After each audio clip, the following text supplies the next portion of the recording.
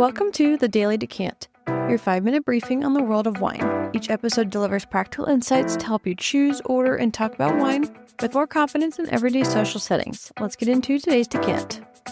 Today we're staying home in the States because American Rosé has had a quiet revolution in the last 15 years, and it deserves to be acknowledged.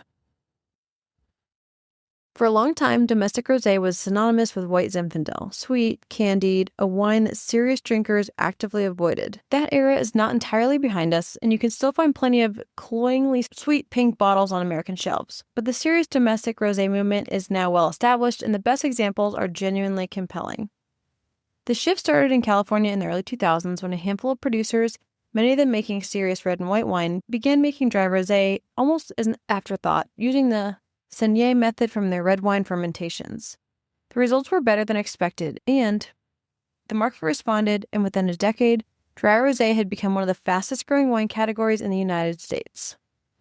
Today, almost every serious California and Oregon winery has a rosé in their lineup, and the quality has risen dramatically as producers have started treating it as a primary wine rather than a byproduct. Let's go to California. The state's diversity of climate and terrain means there's no single California rosé style.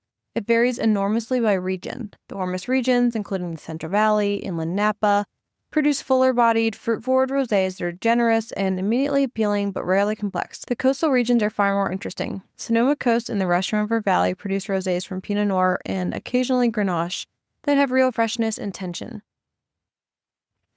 Pale in color, crisp mineral influenced, closer to Provence in style than anywhere else in California. The Santa Barbara region, particularly the Santa Rita Hills, is producing some of the most exciting California rosé right now. High acid, precise, with red berry and stone fruit character, and a kind of laser-like freshness that makes them exceptional with food.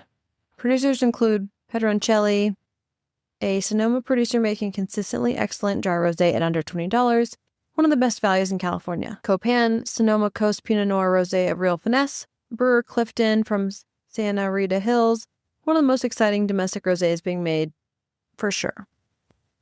On to Oregon. Here's where it gets really interesting. Oregon's Pinot Noir rosé, particularly from the Willamette Valley and the Eola Amity Hills, is producing some of the most compelling domestic rosé in the country. The cool climate that makes Oregon Pinot Noir so distinctive does the same for its rosé. Naturally high acidity, delicate red fruit aromatics, a mineral freshness that keeps the wine lively and fruit-friendly. The direct press method is increasingly used by the best producers, extracting only the faintest blush of color from the Pinot Noir skins and producing wines of extraordinary delicacy. Producers to know are Chris Daum.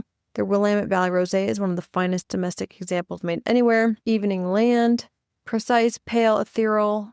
Elk Cove, widely available, consistently excellent, and under $25. One thing worth saying clearly is that the best domestic rosé is not trying to be Provence.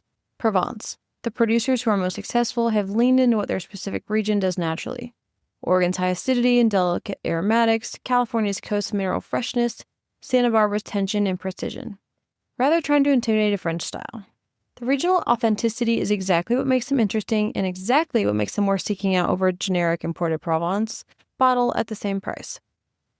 And a note on value. Domestic rosés offer some of the best price-to-quality ratios in North American wine right now.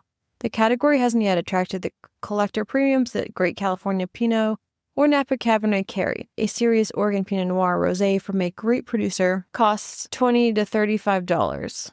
California coastal rosé from a top estate might be $25 to $45. These are wines that drink above their weight class, pair brilliantly with food, and are available in most good wine shops without a mailing list or a waiting period. The window on that value is real.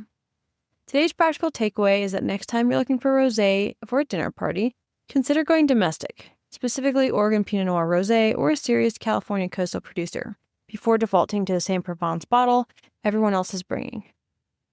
You'll get something equally delicious, more interesting to talk about, and in many cases, a better value. If you want to do a real education exercise, try this. Buy a bottle of serious Oregon Pinot Noir rosé and a bottle of a good Côte de Provence at the same price and taste them side by side.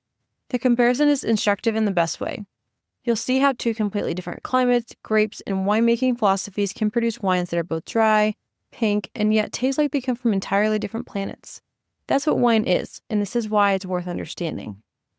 And it can be fun. So tomorrow, the practical buying guide is that the pretty bottle trap, vintage rolls, sweetness signals, and value picks at every price point are what we're going to talk about. You won't want to miss it. That's today's Daily Decant. If you found this helpful, be sure to subscribe and share with your friends so you can continue building your wine knowledge in just a few minutes a day. See you tomorrow for the next Decant.